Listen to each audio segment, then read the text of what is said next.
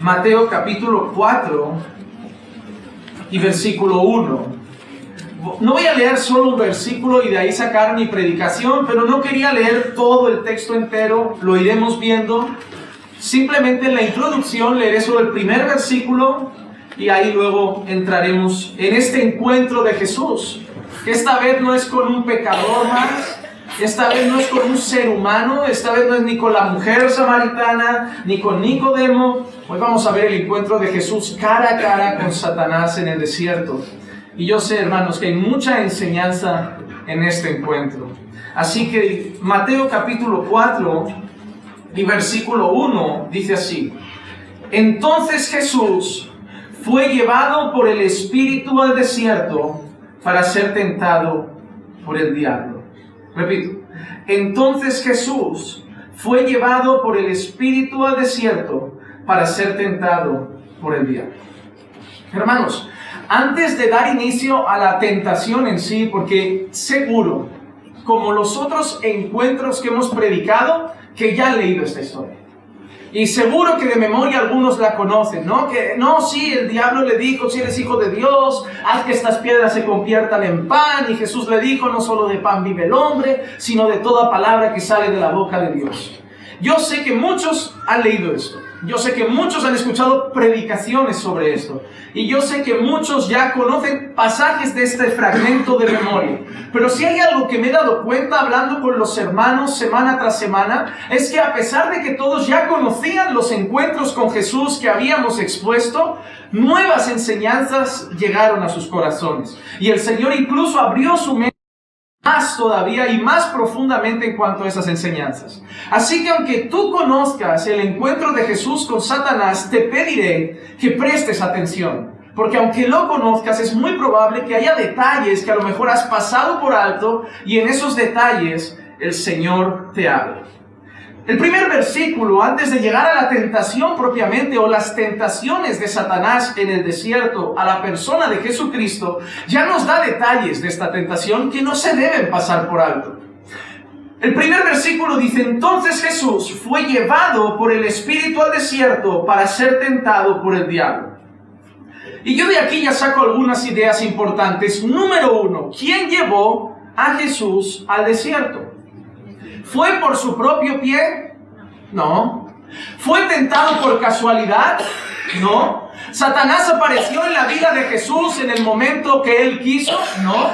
En ese instante, y recordemos que es justo después de haber sido bautizado en el Jordán, dice que es llevado por el Espíritu al desierto para ser tentado por el diablo. Número 1, Jesús fue llevado por el Espíritu al desierto para ser tentado. La tentación de Jesús no llega porque sí, como las nuestras, a lo mejor que dices: no, estoy siendo tentado. No, fue algo programado.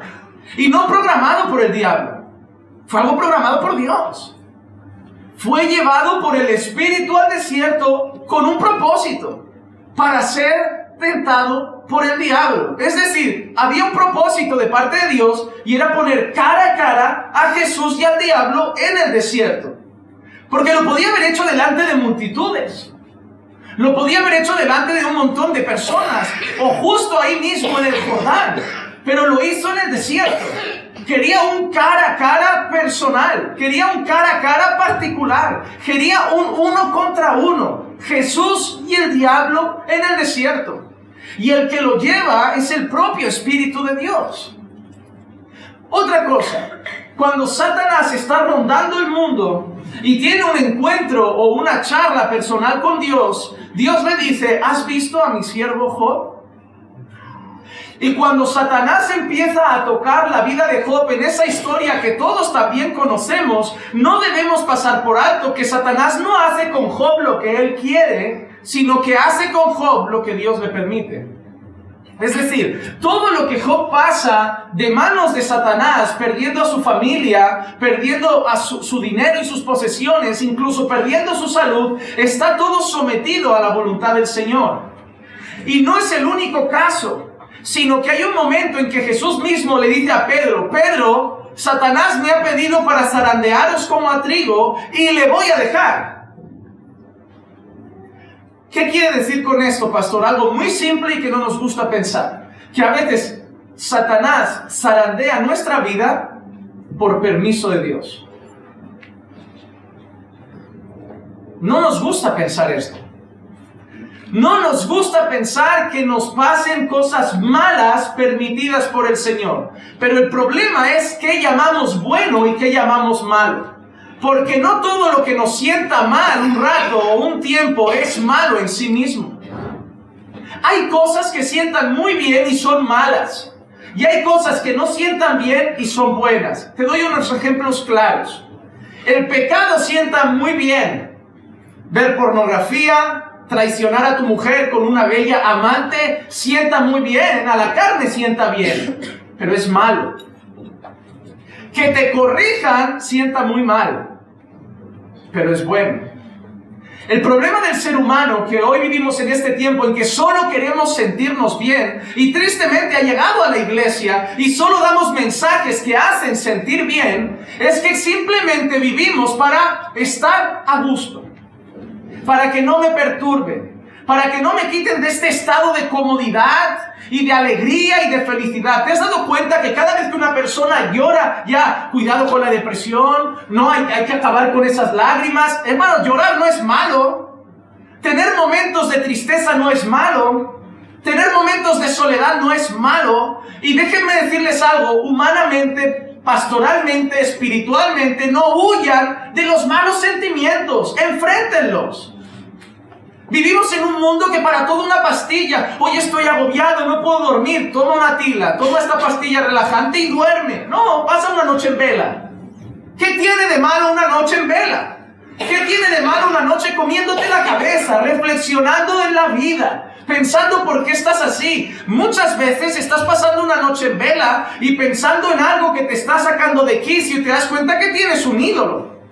Algo que te roba la paz. Algo que te roba la alegría, algo que te hace estar triste y abatido hasta el punto de quitarte el sueño, y descubres un ídolo del que arrepentirte delante del Señor. No todo lo que sienta mal a nuestra carne es malo. Los momentos de necesidad económica o de escasez a la carne le sientan mal, pero muchas veces nos han servido para saber que Dios es suficiente, y que Dios provee, y que Dios nos cuida. Muchas veces los momentos emocionalmente difíciles sientan mal a la carne, pero son los que nos han servido para buscar a Dios con más fuerza y nos han acercado al Señor. ¿O no fue el propio Job que al final de todo dijo: de oídas te había oído, pero ahora mis ojos te ven? A veces en los propósitos de Dios está dejarnos pasar por el desierto. Porque Jesús no fue el único que pasó un tiempo en el desierto. ¿O por dónde andó durante bastantes años? ¿Por dónde andó durante bastantes años el pueblo de Dios? Y no fue casualidad que durante bastantes años el pueblo de Dios andara por el desierto. ¿Por qué? Porque Dios tenía un propósito y era trabajar con su pueblo. Y no solo eso, saber de ese grupo de personas quién realmente era su pueblo. Quién realmente era fiel al Señor. Entonces, hermanos, lo primero que vemos aquí es que Jesús fue llevado por el Espíritu al desierto. ¿Y con qué propósito? Para ser tentado por el diablo. Y no lo llevó a cualquier sitio, lo llevó al desierto, al lugar de máxima soledad, al lugar quizá de máxima debilidad, de menos compañía. ¿No tenía apoyo de sus discípulos ahí? Quizá ahí ni siquiera tenía discípulos todavía. No tenía apoyo de familia, no tenía apoyo de amigos, no tenía apoyo de rabinos judíos. Estaba solo. Y allí lo quiso llevar el Señor por su Espíritu para ser tentado por el diablo. Y ahora quiero decir otra cosa, antes de entrar en las tentaciones, porque esto es usado por muchas personas para negar la deidad de Cristo. ¿Por qué? La pregunta es, ¿puede Dios ser tentado? No. Pero aquí dice que Jesús fue llevado por el Espíritu al desierto para ser tentado. Ahí atan cabos las personas y dicen, pues ya está, blanco y en botella. Si Dios no puede ser tentado y Jesús fue llevado para ser tentado, Jesús no es Dios. Eso está mal. Una parte de verdad hay, Dios no puede ser tentado, Santiago 1:4, sino que cada uno es tentado cuando es llevado y seducido por su propia Santiago 1:13, que nadie diga cuando es tentado, soy tentado por Dios, porque Dios no puede ser tentado por el mal y Él mismo no tienta a nadie. Santiago tiene algo claro, Dios no puede ser tentado y Él no tienta. ¿De dónde vienen las tentaciones? Ahora sí, Santiago 1:4, sino que cada uno es tentado cuando es llevado y seducido por su propia pasión.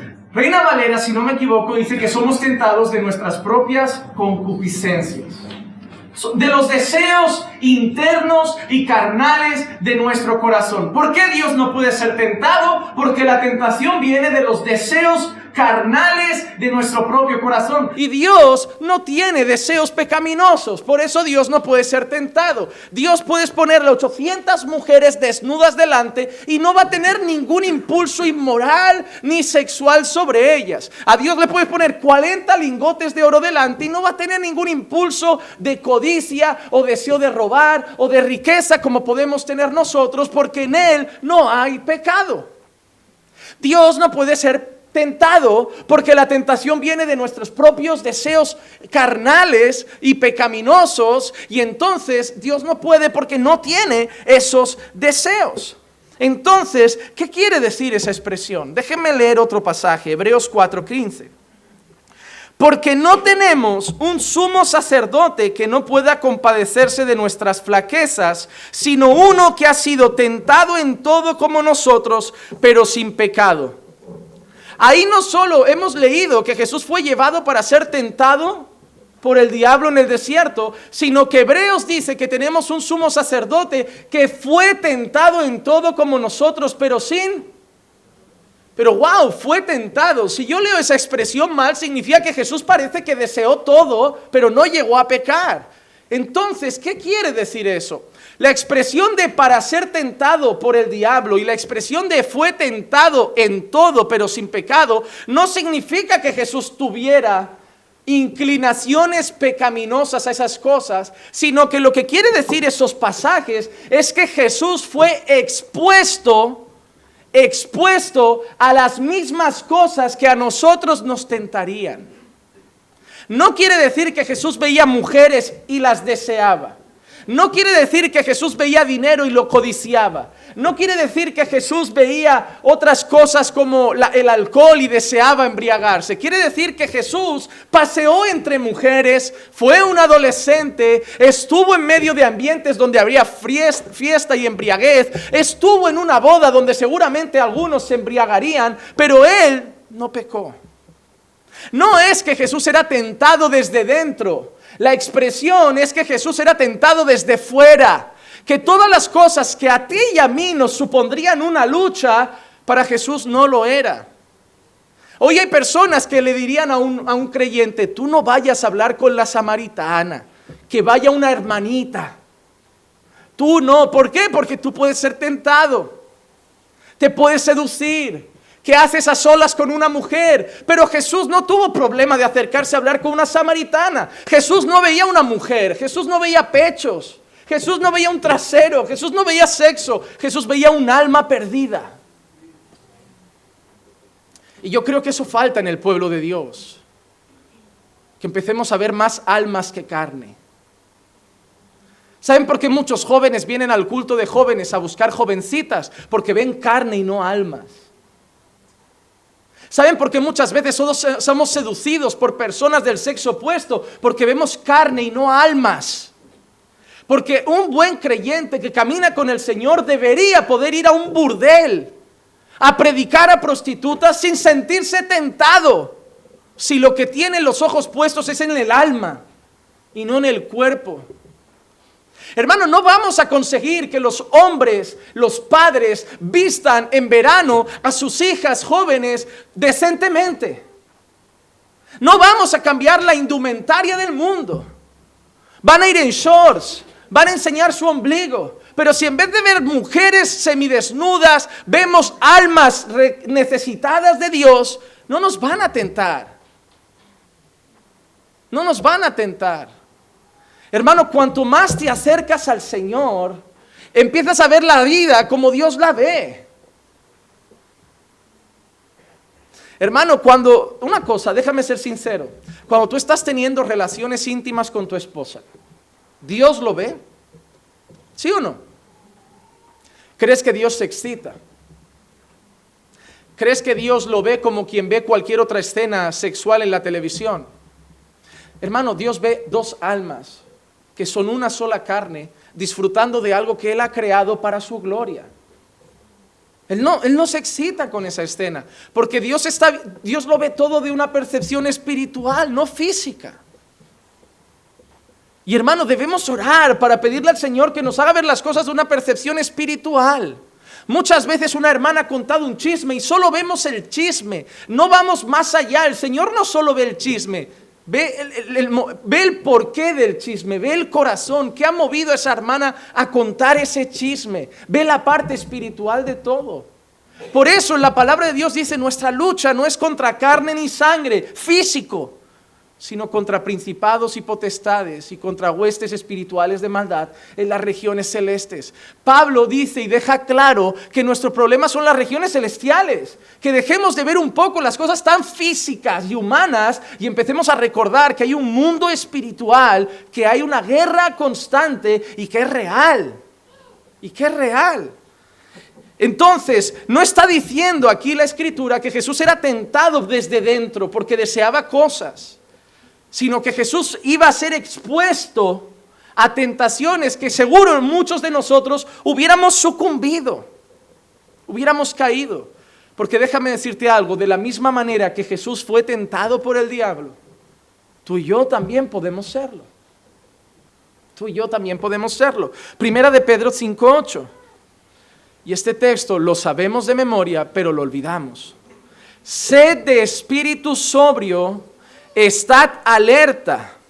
Vuestro adversario el diablo anda al acecho como león rugiente, buscando con quién tomarse un café. No pone eso. Buscando con quién dar un paseo en el parque. Buscando con qué creyente ver una película por la tarde. No, hermano, buscando a quién devorar. Buscando a quién devorar. Hermano, ¿eres consciente de eso? ¿Eres consciente de que el diablo existe? Los demonios existen y andan como león rugiente buscando a quién devorar. ¿Eres consciente de que Satanás desea hacerte caer? ¿Eres consciente de que cada día que no oras y no lees tu Biblia, Él es feliz? ¿Eres consciente de que cada día que fallas a Dios y lo cambias por cosas mundanas, Él es feliz? ¿Eres consciente de que Satanás, como Dios, también mira tu vida? Los demonios miran tu vida y cada vez que tú te alejas un paso de Dios, Él es feliz. Porque puedes estar enfermo y pegado a Dios. Puedes tener necesidad y estar pegado a Dios. Al diablo no le importa eso. El diablo lo que quiere es que tú te alejes del Señor. Y Él va a hacer lo que sea necesario para que tú estés cada vez más frío, más lejos de Dios. Y eso existe. ¿Saben qué me hace gracia? Que muchos creyentes empiezan a vivir una vida espiritual más fría y más vacía y lo único que dicen es que no tengo tiempo, es el trabajo, estoy agobiado. Solo ven cosas físicas, solo ven cosas materiales, solo ven cosas de esta tierra. No ven un reino espiritual que quiere luchar para que se enfríen. Y en vez de batallar en oración contra todo eso, se sientan, se relajan y esperan que un día el jefe sea más simpático, el horario de trabajo cambie y puedan buscar más al Señor. No, hermano, hay un reino espiritual que quiere que vivas una vida espiritual mediocre. Hay un reino espiritual que hoy quiere que no ores. Hay un reino espiritual que hoy quiere que no leas tu Biblia. Hay un reino espiritual que quiere que hoy discutas con tu esposa y tengáis un día triste. Hay un reino espiritual que quiere que estés hoy entretenido con la televisión. Hay un reino espiritual que quiere que hoy, mañana que es lunes y no hay culto, ni busques al Señor. Hay un reino espiritual para que cada día que tú estás lejos de Dios, o cada día que tú no buscas a Dios, o cada día que tú cambias a Dios por cualquier otro entretenimiento personal, hay un reino espiritual que lo celebra. Porque Satanás no nos puede robar nuestra salvación, que es un regalo de Dios. Satanás no nos puede quitar la salvación que gratuitamente Dios nos ha dado, pero puede hacer que vivamos una vida espiritual mediocre en esta tierra. Ves gente que disfruta del evangelio, ves gente que disfruta de la vida cristiana, ves gente que disfruta de orar con los hermanos, que tiene vida de oración, que lee su palabra, que va a los estudios, que está en comunión con otros hermanos. Ves gente que dices, wow, ese sí disfruta el cristianismo. Y ves gente que es inestable, que hoy ora, mañana no, que hoy lee la Biblia, mañana no, que pasa un mes vivo y 3 apagado. Y tú dices, wow, qué triste. Puede ser hasta cristiano, ama al Señor, no se está yendo al mundo a pecar, pero mira qué vida. Es esa gente que vive un cristianismo que cuando evangeliza, la gente que lo conoce dice no, porque no hay gozo en ti, no hay alegría, parece que te pesa servir al Señor. Parece que todo lo que Dios te pide es pesado. No, hermano, hay que orar. Y hablas de la oración como si fuera un castigo, como el que te pone tu padre. Hijo, ora 1 hora, castigado. No, no es un castigo, es un deleite, hermano, es un deleite. Tú no sabes lo que es poder hablar con Dios, no es un castigo, es un regalo que no todos tienen. Que antiguamente solo el sumo sacerdote podía entrar en la presencia del Señor, pero Jesús rasgó el velo y ahora tú y yo podemos entrar a hablar con Él cara a cara. Podemos ir con confianza ante el trono de la gracia. Podemos hablar con el creador del universo. Podemos hablar con el que sostiene los planetas. Podemos hablar con el que sabe cuántos granos de arena hay en la tierra. Podemos hablar con el que sabe cuántos litros de agua hay en el mar. Podemos hablar con el que alimenta al leoncillo y a los animales. Podemos hablar con el que dijo haya luz y apareció todo. Podemos hablar cara a cara con Él. ¿Y me vas a decir que es una carga? Tú no oras porque tú no sabes todavía qué es orar. Puede ser una carga hablar contigo 1 hora. Puede ser hasta una carga hablar con tu mujer o tu esposo 1 hora. Pero no puede ser una carga hablar con el creador del universo durante 1 hora. No debería requerir un esfuerzo, hermano. Hay hombres que quedan para tomar un café y hablan 3 horas. Mujeres que quedan para tomar un café y hablan 12 horas. El otro día me lo decía Clicia. Si lo digo yo es machista, pero es válido porque lo dijo ella. Estábamos en el coche y le dije, quiero quedar con ese chico para que venga a casa, hablar un poco con él, más íntimo. Y dice, vale, dile, yo os preparo un desayuno fuerte, dile que venga a las 9:30 y le dices que a la 1:30 se vaya, que nosotros por la tarde tenemos cosas que hacer. Pero es un hombre, de 9:30 a 1:30 los habrá sobrado tiempo. Pero si es una mujer, como la cites a las 9:30, ya le puedes decir que va al culto mañana con nosotros y que duerma en casa. Porque una cosa lleva a la otra. Eso lo dijo una mujer, así que comentario machista no me lo otorguen a mí.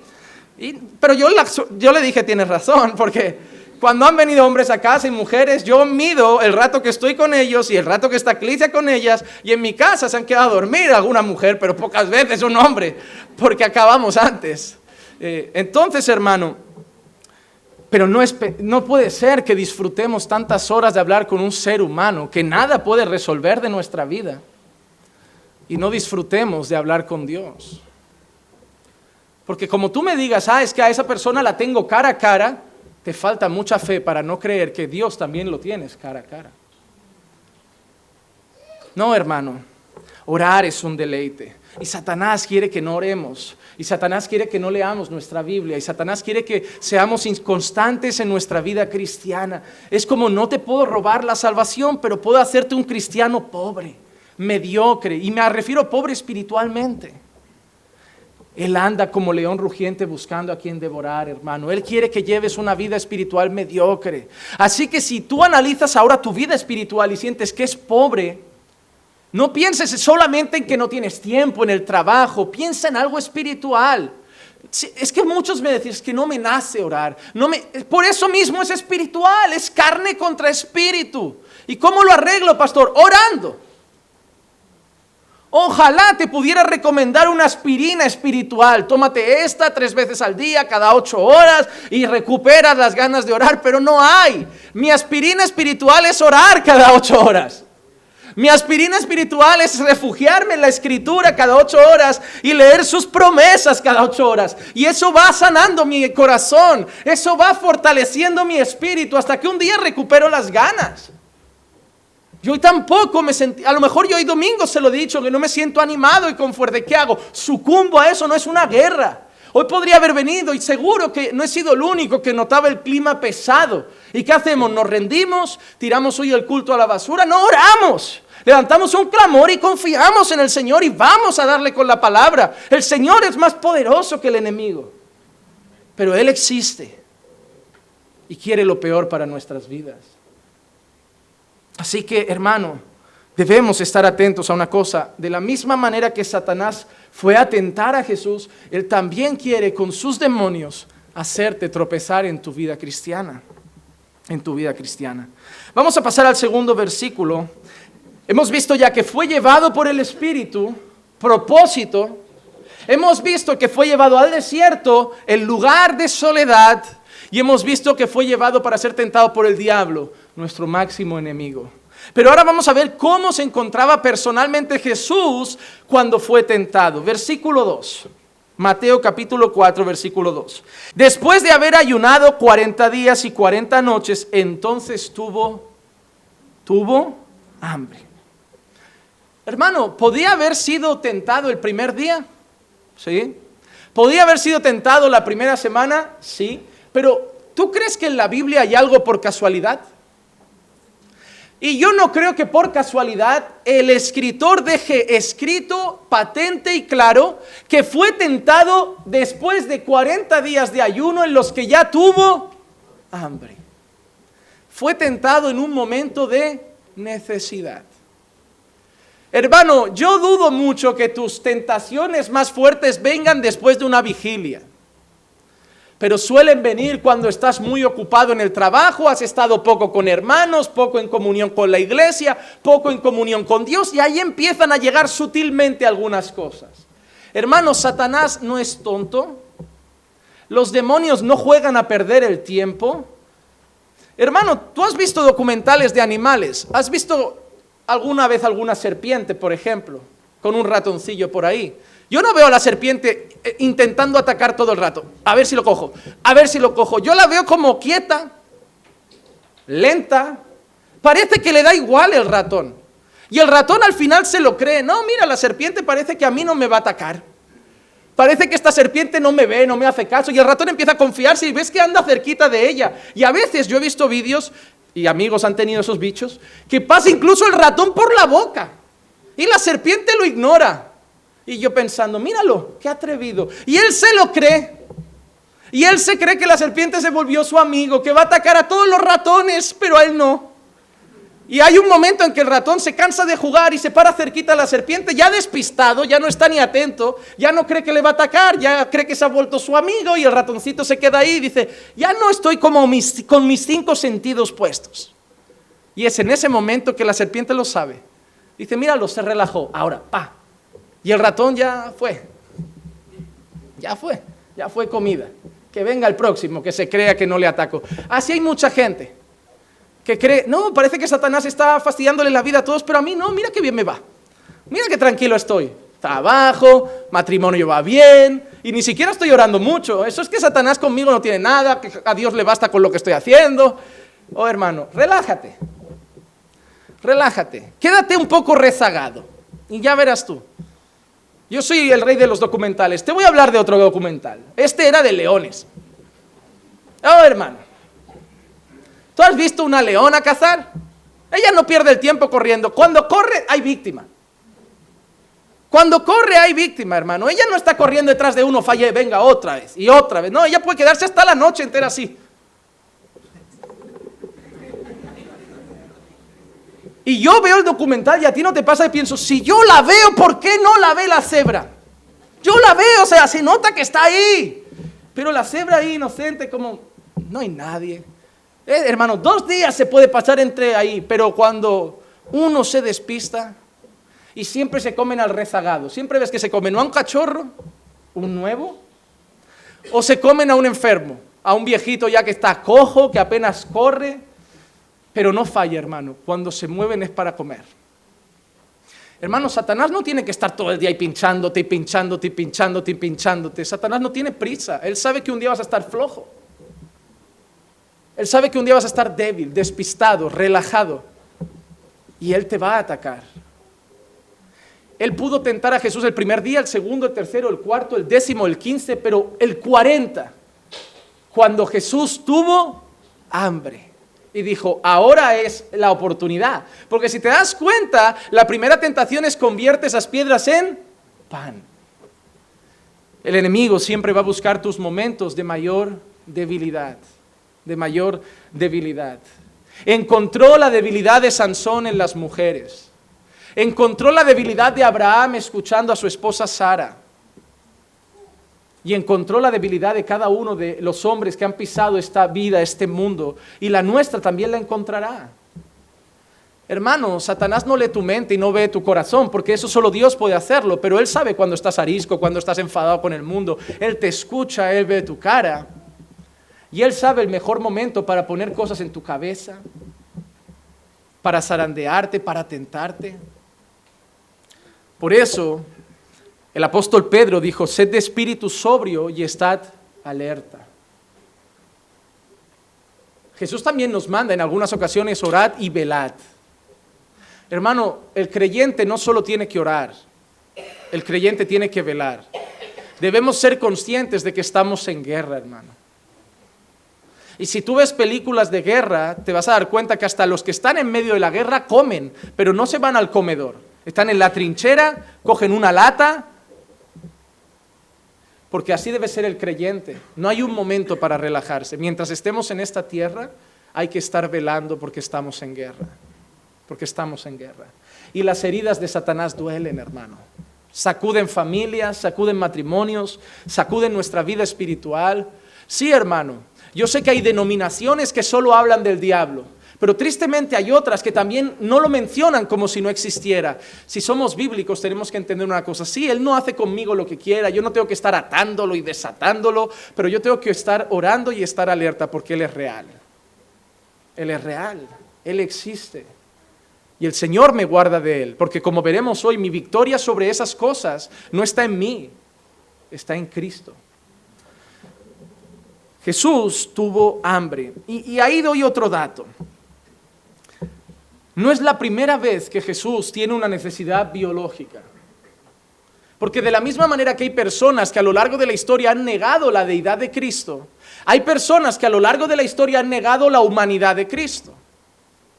Hemos dejado claro la primera que no vale decir que era tentado porque no era Dios. Y ahora dejamos claro que no era solamente Dios, que era también hombre y tenía necesidades biológicas. Juan 4:6 dice, y allí estaba el pozo de Jacob. Entonces Jesús, cansado del camino, se sentó junto al pozo. Era como la hora sexta. Jesús estaba cansado del camino. Solo los hombres se cansan, Dios no se cansa. Juan 19:28, después de esto, sabiendo Jesús que todo se había ya consumado para que se cumpliera la escritura, dijo, tengo sed. Tengo sed. Dios no tiene sed, solo los hombres tienen sed. ¿Quién nos enseña esto? Que nuestro sumo sacerdote, el que debía mediar entre Dios y los hombres, el que debía rogar a Dios por los hombres, el que debía ser ese intercesor, el único mediador entre Dios y los hombres, debía ser hombre. Debía ser hombre. Hebreos 2:17, por tanto, tenía que ser hecho semejante a sus hermanos en todo. Tenía que ser hecho semejante a sus hermanos en todo, a fin de que llegara a ser un misericordioso y fiel sumo sacerdote en las cosas que a Dios atañen, para hacer propiciación por los pecados del pueblo. Totalmente Dios y totalmente hombre. Para pagar por los pecados de los hombres debía ser hombre. De la misma manera que por un hombre el pecado entró al mundo, por un hombre la salvación llegó a muchos. Así que una cosa y de introducción es esta. Quien está siendo tentado por el diablo es Jesús, es totalmente Dios y totalmente hombre. No es un híbrido, no es reptiliano, no es 50-50, es 100% una cosa y 100% otra cosa. Es totalmente un hombre que no dejó de ser Dios y es totalmente Dios que en esta tierra siempre fue hombre. Y eso es un fundamento de nuestra fe. Es un fundamento de nuestra fe. Yo puedo estar o no de acuerdo con algunas cosas, puedo estar o no de acuerdo sobre cómo se dará el fin de los tiempos, sobre si el milenio es literal o simbólico, si habrá un rapto o no antes de la tribulación, pero en lo que no podemos diferenciarnos es creer que Jesús es Dios. Es Dios. Totalmente Dios, totalmente hombre. Vamos entonces a la primera tentación. Entramos en chicha, en materia. Mateo capítulo 4, versículos 3 y 4. Y acercándose el tentador le dijo: si eres hijo de Dios, di que estas piedras se conviertan en pan. Pero él respondiendo dijo: escrito está, no solo de pan vivirá el hombre, sino de toda palabra que sale de la boca de Dios. Jesús está parafraseando Deuteronomio 8:3. Y te humilló y te dejó tener hambre y te alimentó con el maná que no conocías, ni tus padres habían conocido, para hacerte entender que el hombre no solo vive de pan, sino que vive de todo lo que procede de la boca del Señor. Satanás llega en el momento de necesidad, cuando tiene hambre, y la primera tentación parece que es ofrecer comida, pero yo creo que es mucho más profundo. Satanás está poniendo en duda la identidad de Jesús. Si eres hijo de Dios, y no creo que sea casualidad esa primera frase, si eres hijo de Dios, porque esa primera frase yo la escucho en muchas cabezas de vosotros. Esa misma frase aparece mucho en vuestras cabezas. No, mira, te doy ejemplos. Si fueras hijo de Dios, no tendrías estos pensamientos. Si fueras hijo de Dios, no habrías hablado así de tu hermano. Si fueras hijo de Dios, no estarías viviendo de esta manera. Si fueras hijo de Dios, no estarías tan deprimido. Si fueras hijo de Dios, ¿o no pasa eso por nuestras mentes? Hermanos, si hay algo que Satanás hizo con Jesús y Satanás hace con nosotros, es cuestionarnos constantemente la paternidad de Dios, si somos de Él.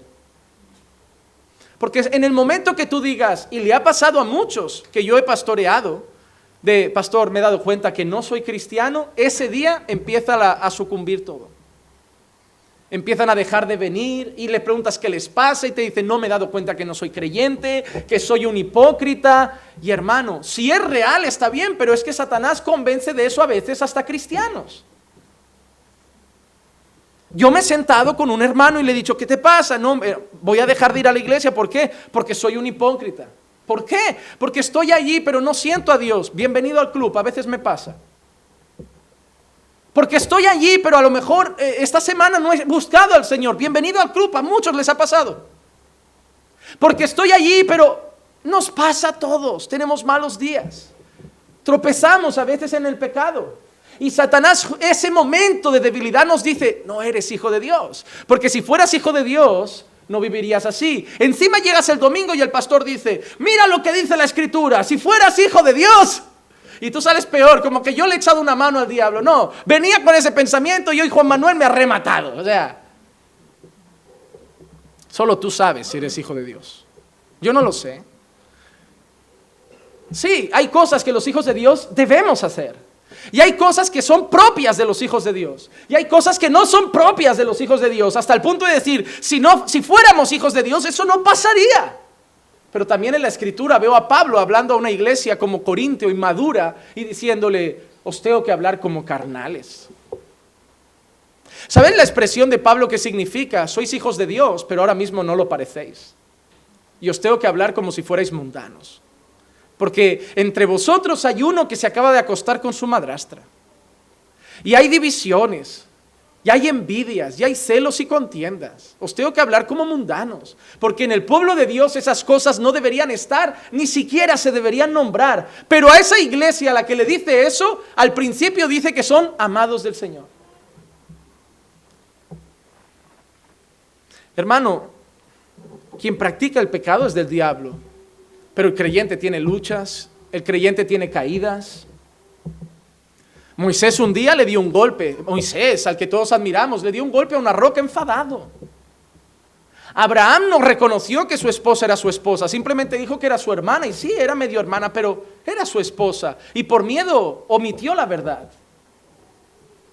Sansón fue otorgado hacia su vida un gran don de Dios, y lo despreció yéndose a pecar. El apóstol Pedro negó a nuestro Señor y es el apóstol Pedro. El apóstol Pablo dejó escrito: lo que quiero hacer no lo hago y lo que no quiero hacer a veces lo hago. Y en todo eso, entonces, ¿qué hacemos, pastor? Bástate mi gracia. No, hermano, no cumple los requisitos del cristiano. Yo tampoco. Pero cada mañana nos levantamos con la confianza de que somos hijos de Dios, que Él ha empezado la obra y que la irá perfeccionando, aunque sea despacio. Pero está trabajando en nuestros corazones. Y no voy a aceptar la mentira de que cuando caigo alguien me dice: quédate mejor sentado, porque si fueras hijo de Dios no habrías hecho eso. No dejes que esa mentira cautive tu mente. Yo llegué a un punto que estaba tan convencido, pero estaba tan convencido de esa mentira y a la par estaba tan convencido de Dios que le dije así a mi mente: ¿sabes qué? Si al final Dios me manda al infierno, que me mande, pero yo voy a intentarlo hasta el final. Porque ¿qué gano yéndome al mundo? Si hago caso a esa mentira, ¿qué hago? ¿Me vuelvo al mundo? Hermano, no sé tú, pero yo ya no me veo en la discoteca. No me veo. Si escucho reggaetón y me da arcadas. Veo a los cantantes de reggaetón y a las jovencitas perreando. Es que son palabras que a mí no me han llegado a la cabeza. ¿Twerking? ¿Perrear? Son palabras que me producen pena. Digo, a veces ves en Facebook, nos pasa que pones un vídeo y te empieza a pasar ya te une uno con otro. Y veo los vídeos de los jóvenes de hoy, me dan pena, hermano. Realmente me dan pena. Yo no me veo en el mundo. Sí, me puedo ver lejos de la iglesia, me puedo ver así, pero no me veo robando, no me veo de mujer en mujer, no me veo en los bares por la noche. Hermano, no me veo llenándome de alcohol a las 2 de la mañana, borracho otra vez, durmiendo en una parada del bus. No me veo así, no me veo. Satanás me puede convencer, pero es que el mundo no me atrae. Las tentaciones más fuertes que yo tengo ahora no es con lo de fuera, es con mi propio carácter, con mi orgullo, con mi ego, con mi soberbia, con mi arrogancia. Pero el mundo lo veo vomitivo. Entonces, hermano, cuando Satanás te engañe de esa forma o te quiera poner esas cosas en la cabeza, dile algo, dile: mira, aunque no lo sea, voy a seguir a Dios. Voy a seguir a Dios. Porque yo ya he estado fuera y he estado dentro. Y mejor es un día en su casa que 1000 años fuera de ella. Mejor es un rinconcito en su casa que todo el palacio de un rey. Y hermano, eso está claro. Porque una cosa, Satanás sabía que Jesús era un hijo de Dios. Porque él mismo había escuchado Lucas 3:22, y el Espíritu Santo descendió sobre él en forma corporal como una paloma, y vino una voz del cielo que decía: tú eres mi Hijo amado, en ti me he complacido. Ojo, Satanás le está tentando con algo que unos días atrás Dios mismo acaba de proclamar: este es mi Hijo. Pero no solo eso, Satanás le dice: haz que se conviertan en pan. Y hay algo que Satanás no sabía: que Él no solamente era Dios, que Él no solamente había sido declarado el Padre, que Él es el Hijo de Dios, sino que Jesús mismo era pan.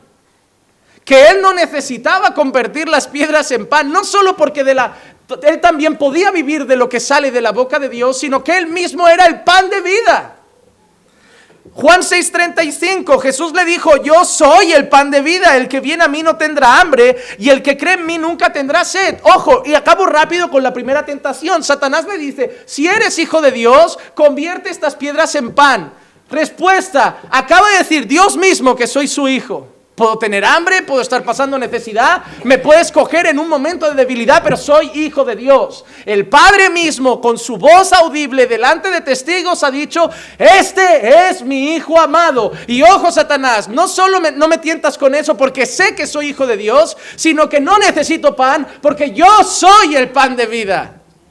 Y yo sí puedo saciar el hambre, más que el pan físico, más que una baguette, que el pan francés, el pan rústico. Yo soy el pan de vida. Así que primera tentación, cao. 1 para nuestro Señor, 0 para la serpiente. Segunda tentación. No, hoy va a ser una goleada. Hoy va a ser más humillante que el 2-3 del Atlético del otro día.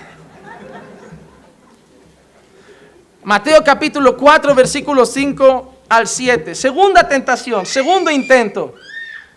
Entonces el diablo le llevó a la ciudad santa y lo puso sobre el pináculo del templo y le dijo: si eres hijo de Dios, lánzate abajo, pues escrito está: a sus ángeles te recomendará y en las manos te llevarán, no sea que tu pie tropiece en piedra. Mas Jesús le dijo: también está escrito: no tentarás al Señor tu Dios. Jesús vuelve a responder con palabra, ¿verdad? Deuteronomio 6:16: no tentaréis al Señor vuestro Dios como le tentasteis en Masa. Pero en este caso hay algo curioso, que Satanás lo ha tentado con Biblia. Satanás no solo ha dicho una frase, Satanás ha citado la Escritura. Satanás ha citado en parte el Salmo 91, 11 y 12, que dice: pues Él dará órdenes a sus ángeles acerca de ti, para que te guarden en todos tus caminos. En sus manos te llevarán, para que tu pie no tropiece en piedra. Satanás ahora lo ha tentado con la Escritura. Y a veces a nosotros nos tienta con la Escritura. A veces a nosotros nos pone textos bíblicos delante para hacernos dudar de nuestra fe, para hacernos dudar de nuestra salvación. Tú estás a veces leyendo, como hemos dicho el ejemplo antes, coges la palabra, estás leyendo y lees eso. El que está en la luz no peca, el que peca no lo ha visto ni lo ha conocido. Y tú empiezas a comerte la cabeza. No, la Biblia me está diciendo que no soy cristiano. La Biblia me está diciendo. Satanás te empieza a convencer con la propia palabra de cosas. Pero déjame decirte una cosa. Satanás usó un texto de la Biblia, pero lo sacó de contexto. Y eso es lo que hace siempre el diablo. Coge la Biblia a su antojo. Coge la palabra de Dios a su antojo y la tuerce o la saca de contexto para hacer contigo otra cosa que ese texto no pretendía hacer. ¿Cómo trabajan los falsos profetas? Usan Biblia, hermano. Guillermo Maldonado usa Biblia. No va a la iglesia, no va con el Corán. Va con la Biblia. Hermano, Cash Luna lleva una Biblia al púlpito. Dante Gebel lleva una Biblia al púlpito. Joel Austin lleva una Biblia al púlpito y usan textos bíblicos porque el Señor te ha puesto por cabeza y no por cola. No usan la Biblia. O lo de, porque todo lo que pise la planta de vuestro pie será vuestro por herencia.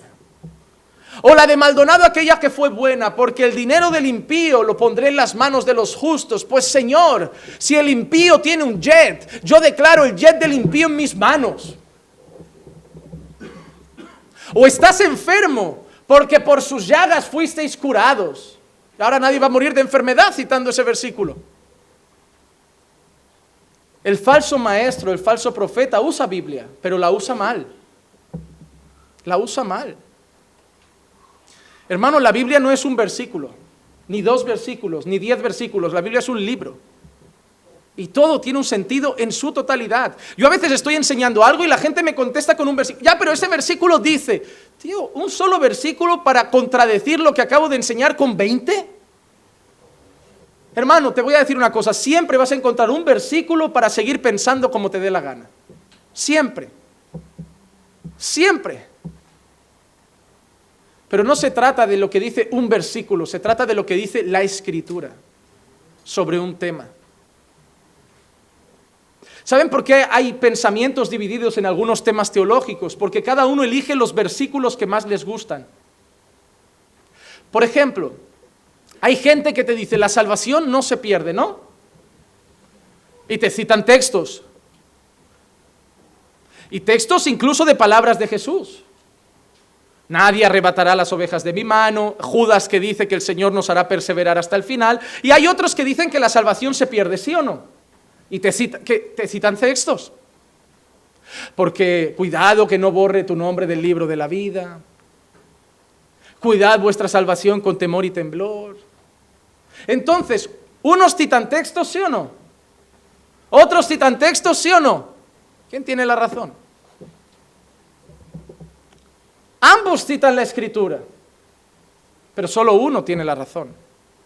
A mí esto que la gente dice, la Biblia se interpreta cada uno a su manera. No. La Biblia tiene una interpretación. Dios no dejó un texto escrito y dijo, ahora cada cual que viva como le dé la gana, según lo entienda.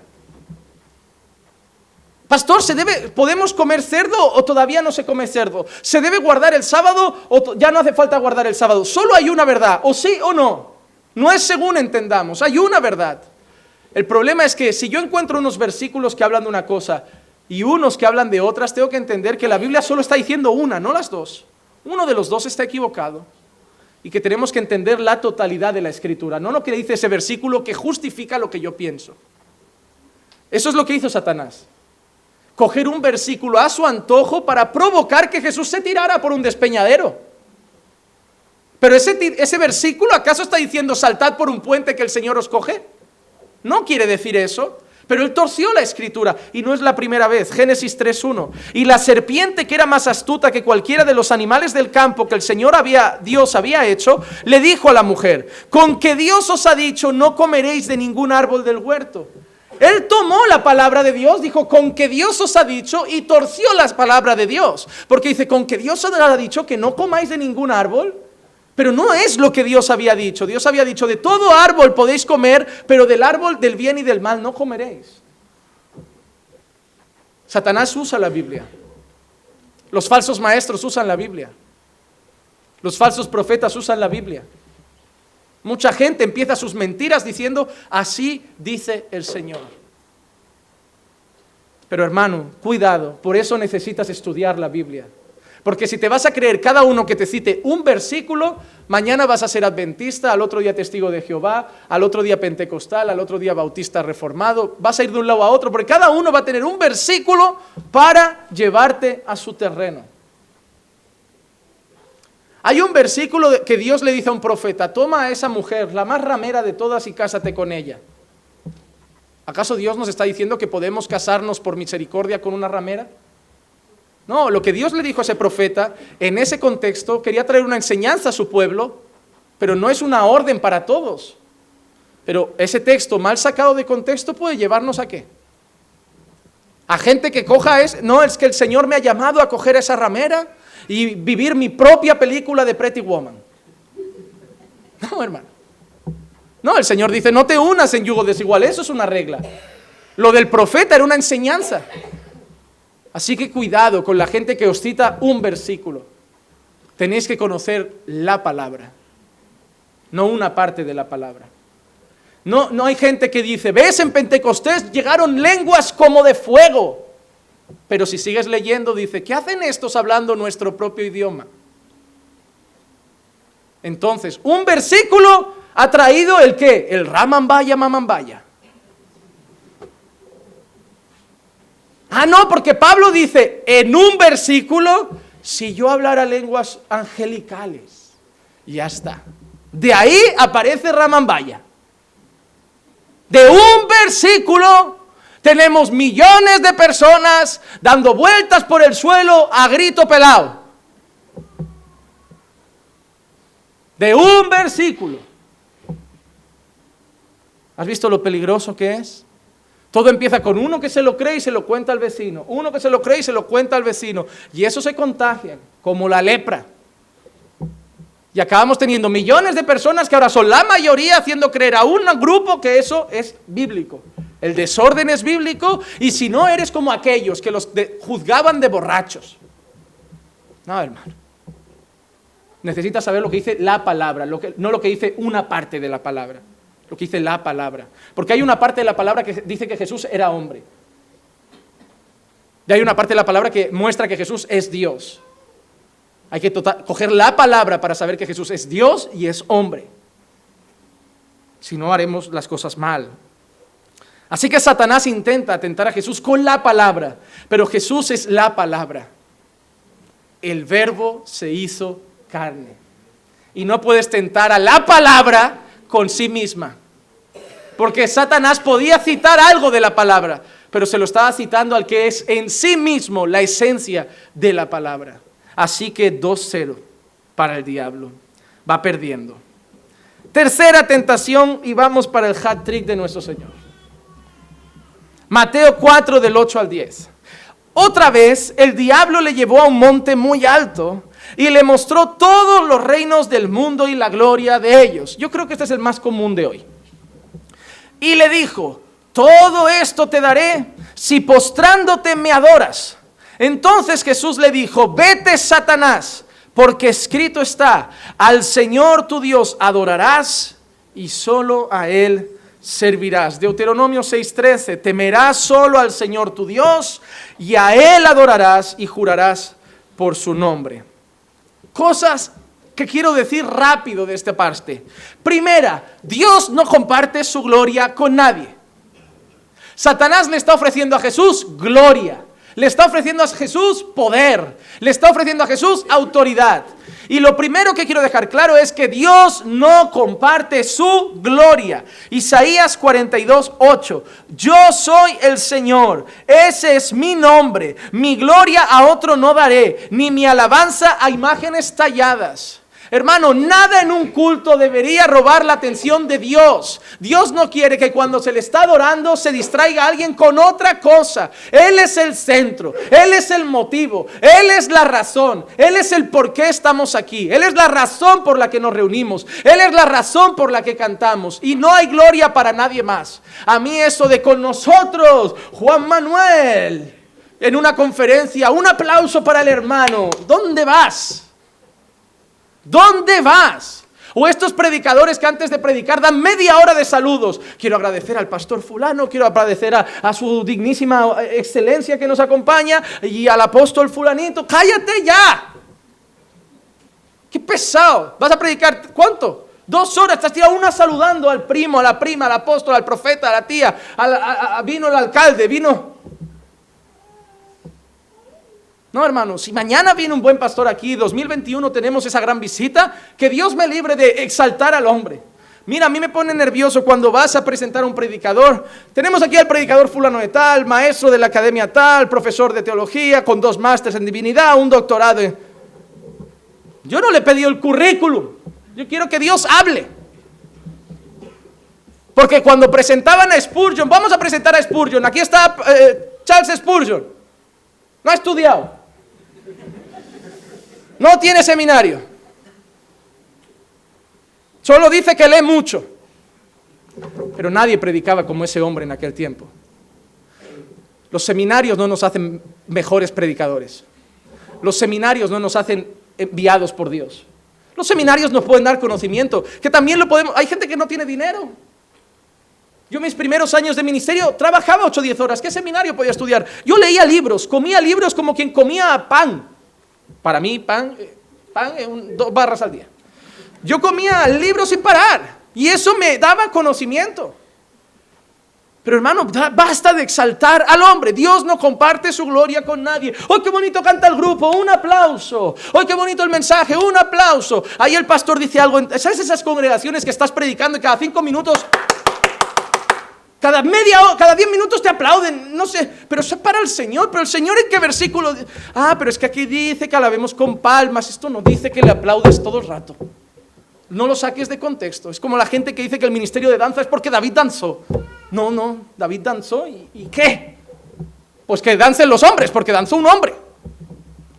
No danzaron 4 mujeres con una túnica blanca y unas cositas dándole vueltas, que parece que están haciendo gimnasia rítmica. Eso no está en la Biblia, eso no lo hemos inventado nosotros. Dios no comparte su gloria, hermano. Lo grande de la iglesia caminando por fe no es los pastores, ni los predicadores, ni la iglesia, es Dios. Lo que sostiene a la iglesia en todo el mundo es Dios. La gloria es de Dios, la honra es de Dios, el que merece ser exaltado es Dios. Dios no necesita palmas, Dios quiere obediencia. Pero Dios no comparte su gloria. No hay grandes hombres de Dios. Somos pequeños, miserables, pecadores, usados por la gracia de Dios para gloria de Dios y la exaltación de su nombre. Pero aquí nadie vale 20 céntimos. Dios no comparte su gloria. Mañana me puede caer un rayo y esta iglesia seguirá adelante y seguirá creciendo porque esta iglesia es del Señor, no es mía.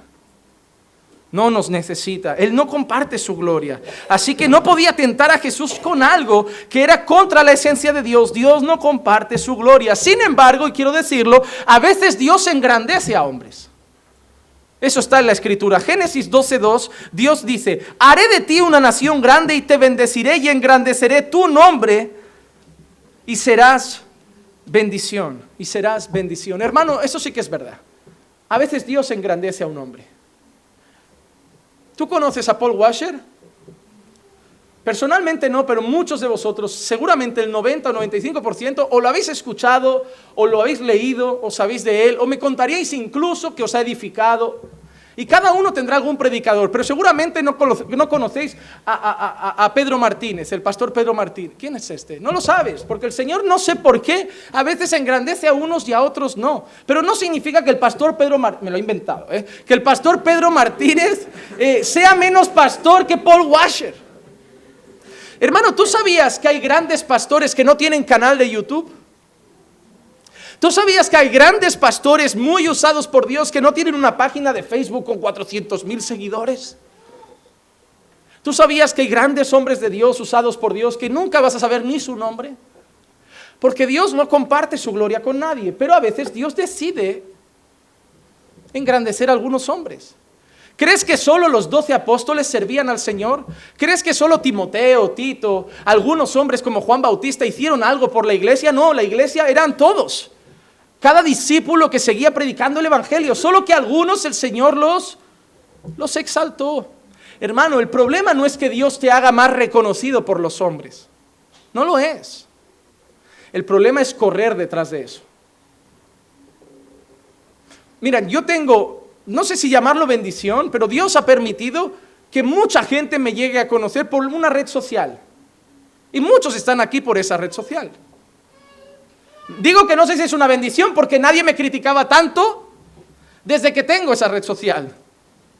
Sin embargo, eso no me hace mejor siervo del Señor.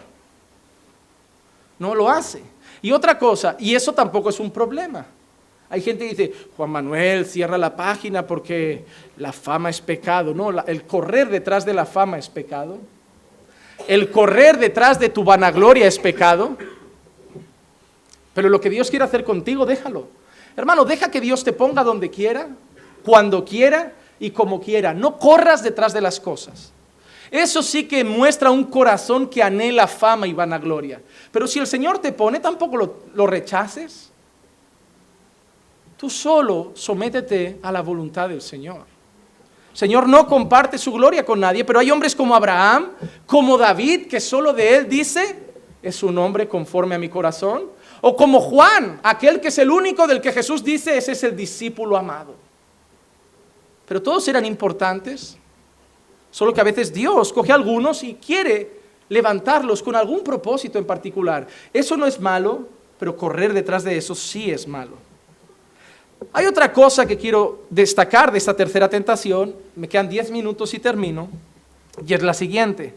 ¿Satanás podía ofrecerle esas cosas a Jesús? Él le muestra reinos, gloria, y dice, todo eso te voy a dar si te postras y me adoras. La pregunta que yo me hago es, ¿podía Satanás darle eso a Jesús? Muchos dicen que no. Yo hasta que difiero un poco. Juan 16:11, el príncipe de este mundo ha sido juzgado. ¿Cómo lo ha llamado? Príncipe. Primera de Juan 5:19, sabemos que somos de Dios y que todo el mundo yace bajo el poder del maligno. Hermano, yo creo que en parte y bajo el permiso de Dios, Satanás tiene poder en este mundo. Y o me vas a negar que Satanás no da trabajo, que Satanás no abre puertas de empleo, que Satanás no es capaz de darte un dinero, una lotería o lo que sea. ¿Por qué no? Él trabaja en este tiempo.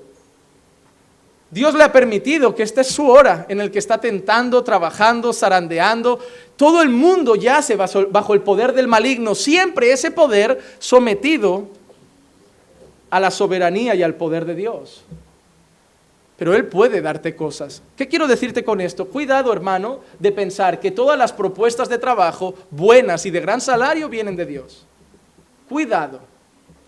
Pastor, me han ofrecido un trabajazo, 4,000 euros, pero no podré congregar ya casi. No es de Dios. No es de Dios. Hermano, en la balanza del mundo eso es una bendición. Y me preocupa que hoy los cristianos solo llaman bendición a lo que da dinero.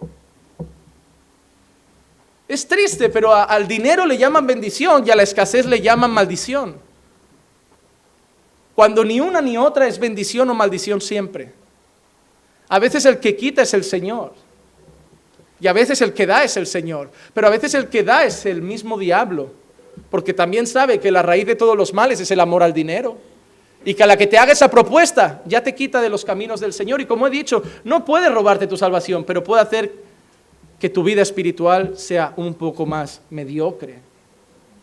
Entonces, Él le estaba ofreciendo dominio, Él le estaba ofreciendo poder, Él le estaba ofreciendo autoridad, gloria, prácticamente ser el Dios de ese terreno. Y es lo mismo que Satanás ofrece desde Génesis. Génesis 3:5.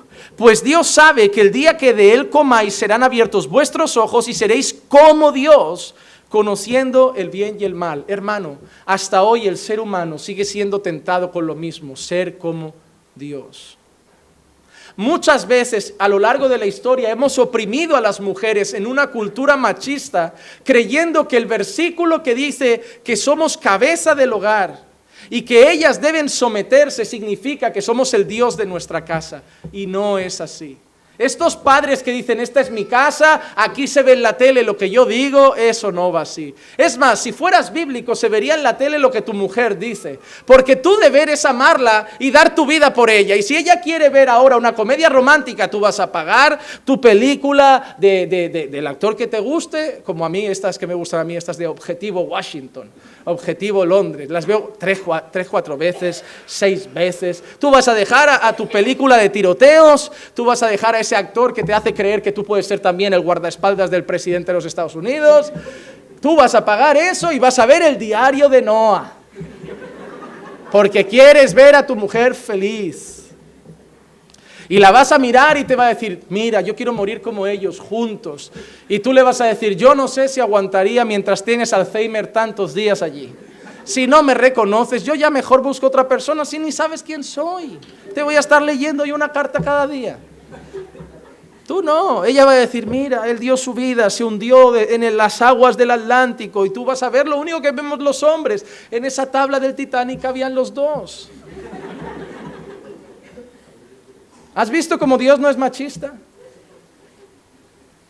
Me acordé de la predicación de Israel Sanz aquí que dijo, no, cuando los dos están viviendo bajo el Evangelio y el orden de Dios, la mujer se somete diciendo, vale amor, toma el mando. Y el marido coge el mando y le pregunta, ¿y qué quieres ver?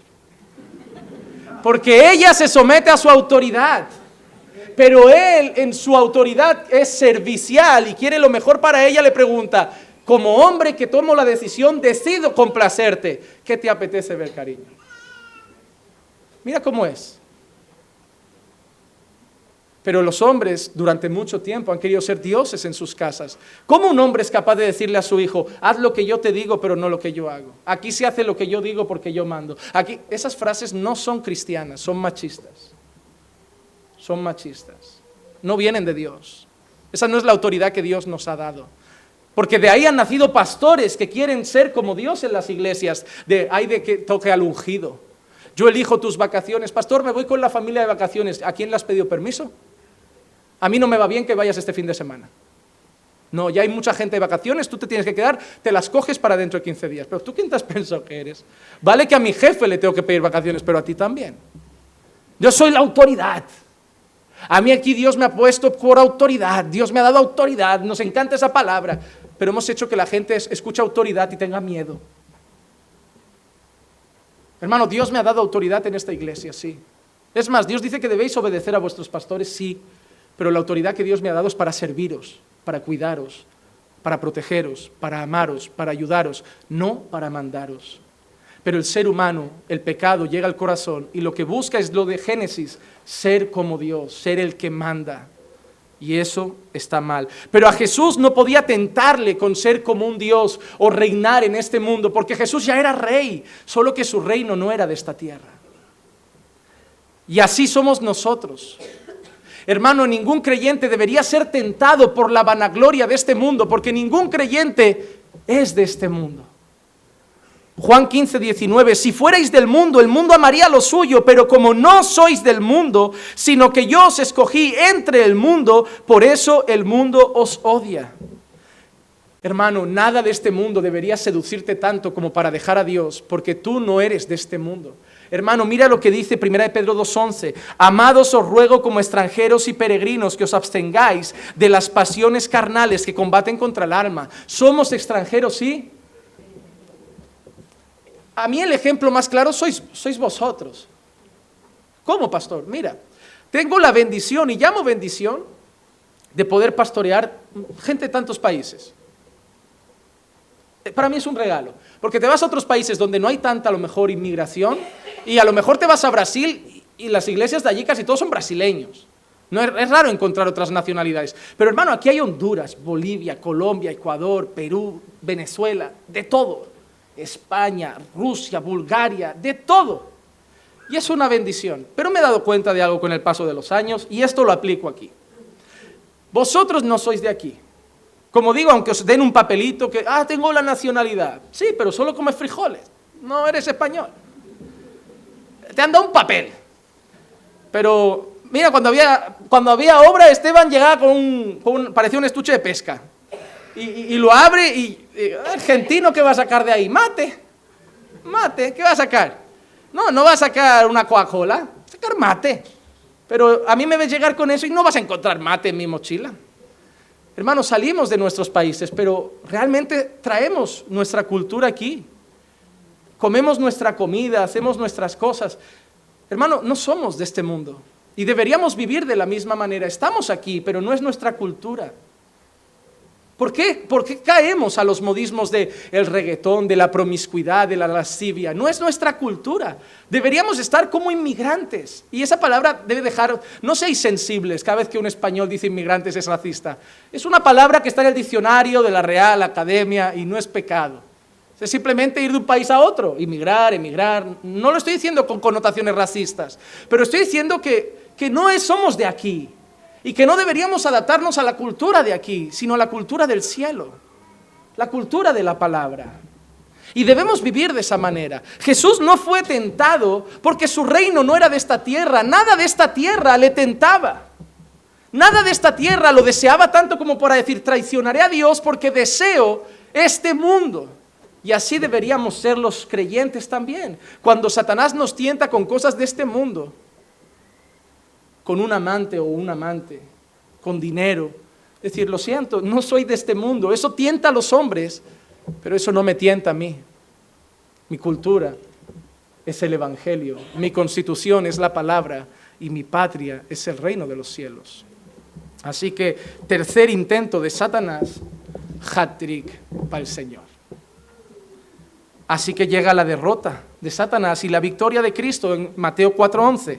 El diablo entonces le dejó y aquí ángeles vinieron y le servían. Hebreos 2:14 dice, así que por cuanto los hijos participan de carne y sangre, él igualmente participó también de lo mismo para anular mediante la muerte el poder de aquel que tenía el poder de la muerte, es decir, el diablo. Venció a Satanás no como siendo solamente Dios, sino que lo venció en su naturaleza de carne y sangre, siendo totalmente hombre. Y ese día en el desierto solo era una derrota parcial. ¿Saben eso que la Biblia dice que todo es como progresivo? Dios va haciendo cosas progresivas. Todo es como una sombra de algo más grande. La derrota del desierto solo era una sombra de una derrota mucho más grande que habría días después en aquella cruz.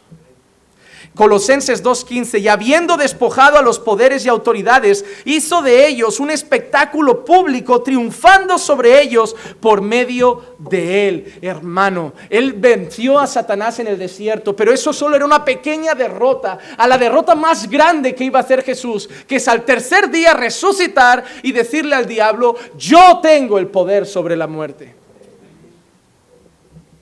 Así que, hermanos, yo concluyo con esto. Nuestro Dios, Señor y Salvador, fue tentado siendo totalmente Dios y siendo totalmente hombre. Venció a Satanás usando las Escrituras Venció a Satanás teniendo claro que Él es hijo de Dios y venció a Satanás no deseando los placeres de este reino pasajero. Pero pastor, ¿y eso a mi vida de qué sirve? De dos cosas. Número uno, que tú también puedes vencer la tentación. Primera de Corintios 10:13. No os ha sobrevenido ninguna tentación que no sea común a los hombres, y fiel es Dios que no permitirá que seáis tentados más allá de lo que podéis soportar, sino que con la tentación proveerá también la vía de escape a fin de que podáis resistirla. ¿Qué vía de escape me da el Señor? Palabra, oración, ayuno, vigilias de oración, comunión con los hermanos, tiempo en la iglesia, tiempo con gente sabia, tiempo con creyentes maduros. Esa es la vía que el Señor te da para fortalecer tu fe y superar las tentaciones que van a llegar a tu vida. Así que número uno, de la misma manera que Jesús venció la tentación siendo también totalmente hombre, nosotros también podemos vencer la tentación siendo hombres. Así que ya basta de la excusa de pecamos todos, no pasa nada, pasa. El creyente no debe estar cómodo con eso y sabe que en Cristo puede vencer la tentación. Y esa es la segunda conclusión, tú no puedes. Solo puedes en Cristo. Pero en todas estas cosas somos más que vencedores por medio de aquel que nos amó. Somos vencedores ¿en qué cosas? Sobre la muerte, sobre el pecado, sobre Satanás, sobre las huestes espirituales de maldad. No vencemos porque tengamos autoridad. No, el Señor me ha dado autoridad. Esa gente que usa ese versículo de os he dado autoridad para que en mi nombre echéis fuera. Esa gente no ve el ego. Yo tengo la autoridad, yo tengo la autoridad, yo tengo la autoridad. Pero si esa gente hace cosas y no dice en el nombre de Jesús, no hay ninguna autoridad. Porque la autoridad no está en nosotros. La autoridad está en quien está en nosotros, el Santo Espíritu de Dios. Y lo hacemos en su nombre. Cuando yo oro, yo digo en el nombre de Jesús, como diciendo, no tengo poder, pero Él tiene todo el poder. Así que hermano, puedes vencer las tentaciones. No dejes que Satanás te engañe. No te dejes sucumbir. Puedes vencer toda tentación que estés pasando, todo momento malo espiritual que estés pasando, pero solo puedes vencerlo en Cristo. Y si estás sucumbiendo, quizás que estás peleando solo. Así que hoy termino llamándote a una cosa. Arrepiéntete y pégate a Jesús. Reconoce que sin Él no eres nada. Y deja de pelear solo. Tu casa no la vas a arreglar tú. Tu matrimonio no lo vas a arreglar tú. Tu familia no la vas a arreglar tú. Satanás te está zarandeando. Deja ya de luchar solo. Solo vas a poder vencer en Cristo. Porque la victoria es de Él. Porque de Él, por Él y para Él son todas las cosas. Solo a Él la gloria, hoy y siempre. Amén. Vamos a orar.